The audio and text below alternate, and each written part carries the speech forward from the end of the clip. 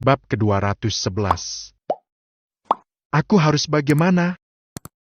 Alfian mendesah frustrasi sesaat setelah menceritakan masalahnya dengan Galih. Kini ia sedang berada di balkon dan meminta saran dari sepupunya itu. Salah sendiri. Sekarang istrimu marah, ya bujuk baik-baik. Tapi aku tidak merasa itu berlebihan, kok. Tidak merasa berlebihan bagi kamu. Ingat ya, wanita itu tidak dalam keadaan hamil aja sudah maha benar, apalagi dalam keadaan hamil. Kamu kan sudah mau punya anak 4. Masa begitu saja tidak mengerti? Sana minta maaf. Tutur Galih panjang lebar. Padahal saat Riana sedang merajuk pun, ia sama paniknya dan akan mengadu pada Alfian. Ya sudah. Terima kasih sudah menjadi pendengar. Nanti kalau diusir dari kamar, kamu bisa pura-pura sakit. Aileen itu paling panik kalau dengar kamu sakit. Alfian menutup telepon dengan kesal. Lalu segera melangkah menuju kamar.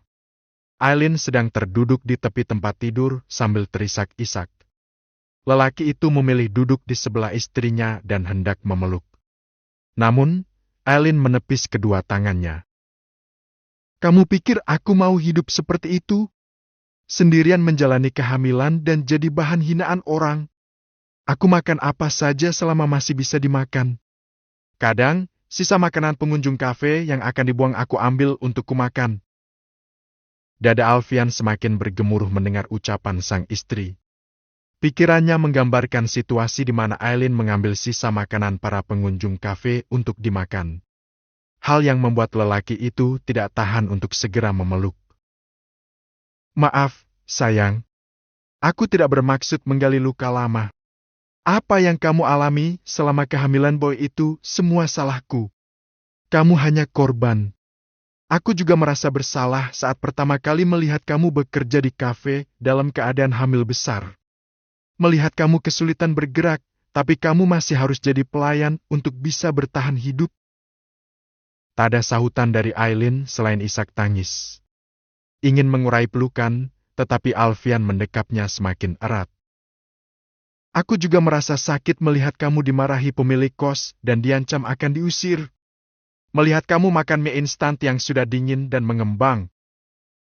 Alfian mengusap puncak kepala dan punggung.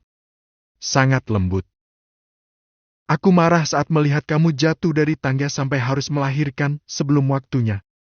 Mendengar kamu menjerit kesakitan sampai akhirnya pingsan, aku sempat buka dompet kamu dan melihat isinya cuma 25.000. Aku jauh lebih sakit lagi melihat boy lahir dalam keadaan tidak sehat. Dia harus berjuang dengan tubuh lemahnya untuk bisa tetap hidup. Bahkan badannya lebih kecil dari anak lainnya. Ya, masa-masa itu adalah titik terendah dalam hidup Aileen. Masa berat yang membuatnya selalu berdoa agar tidak ada wanita lain yang mengalami hal serupa. Makanya di kehamilan ini aku benar-benar protektif karena tidak mau kejadian kehamilan lalu terulang lagi. Cukup boy yang lahir dalam keadaan kurang gizi, cukup Bian dan Bray yang saat kehamilannya, begitu banyak masalah dalam rumah tangga kita. Hasutan orang lain membuat kita saling salah paham sampai pisah rumah. Kesehatanku menurun dan sempat kritis, boy hilang karena dihasut Lisa, kamu diculik dan disekap. Dan setelah semua itu kita harus berpisah lagi berbulan-bulan karena aku ke Jerman untuk berobat. Rentetan kejadian itu masih terekam baik dalam ingatan Aileen. Sayangnya saat aku pulang dari Jerman, tidak sempat melayani kehamilan kamu karena di hari yang sama kamu lahiran. Sekarang aku mau menemani kamu sepanjang kehamilan ketiga ini. Mau merasakan bagaimana repotnya saat kamu ngidam aneh-aneh, menemani kamu periksa ke dokter, dan menebus 2 kehamilan sebelumnya dengan bahagia. Itu saja. Maaf kalau caraku menunjukkan perhatian salah dan kamu rasa berlebihan. Karena sesayang itu aku sama kamu. Seluruh amarah dan kecewa yang telah menggunung di hati Aileen mendadak sirna. Ia membenamkan wajah di pelukan suaminya dengan berderai air mata. Maafin aku, Mas. Kamu tidak salah, sayang. Aku juga minta maaf kalau membuat kamu tersinggung. Pagi ini lebih cerah dari biasanya. Aileen sudah berada di ruang makan dan menyiapkan sarapan untuk anak dan suami. Meskipun di rumah ada banyak Art yang selalu siap melayani, Aileen tidak ingin kehilangan kesempatan untuk menjalankan kewajibannya sebagai seorang istri dan ibu.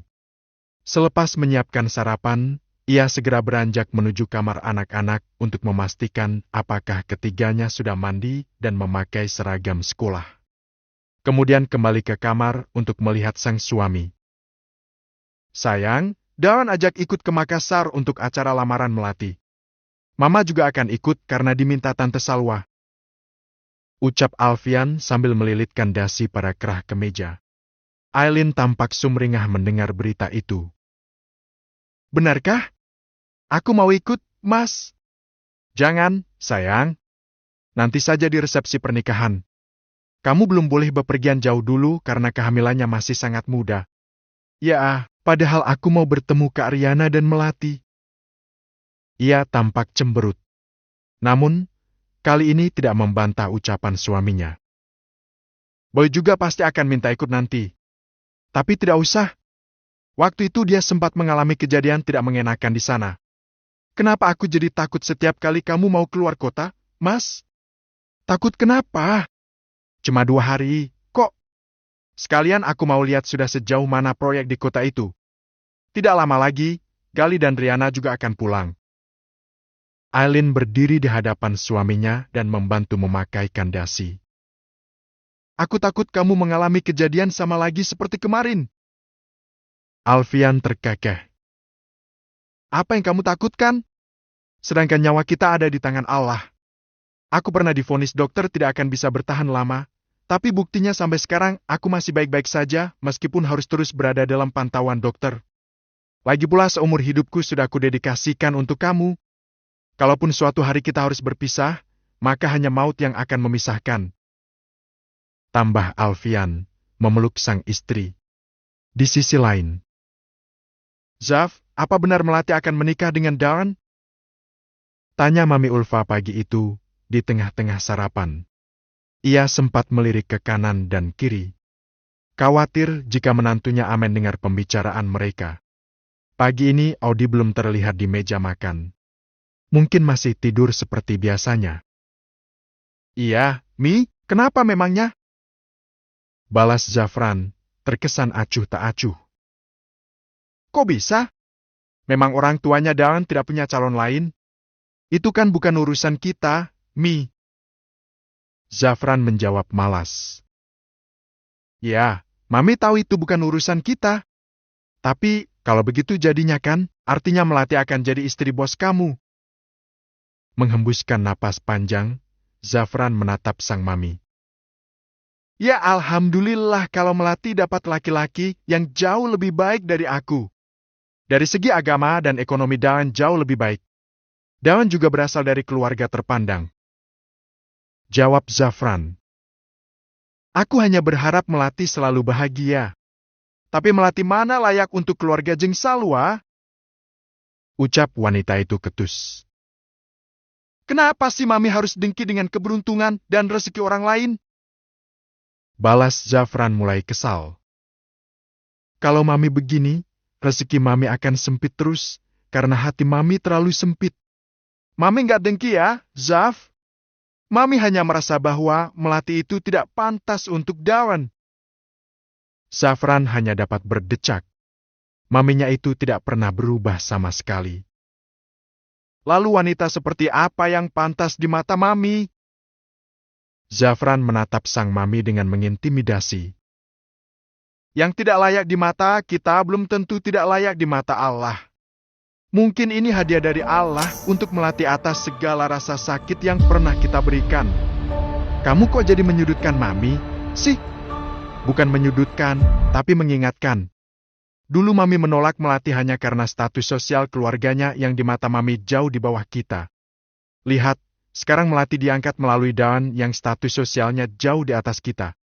Mungkin Allah mau menunjukkan ke Mami supaya tidak menilai seseorang dari status sosial. Dan satu lagi, kurangi dengkinya, biar hati Mami tidak sakit melihat kebahagiaan orang lain." Zafran menyudahi sarapan, bangkit meninggalkan sang mami yang masih menggerutu.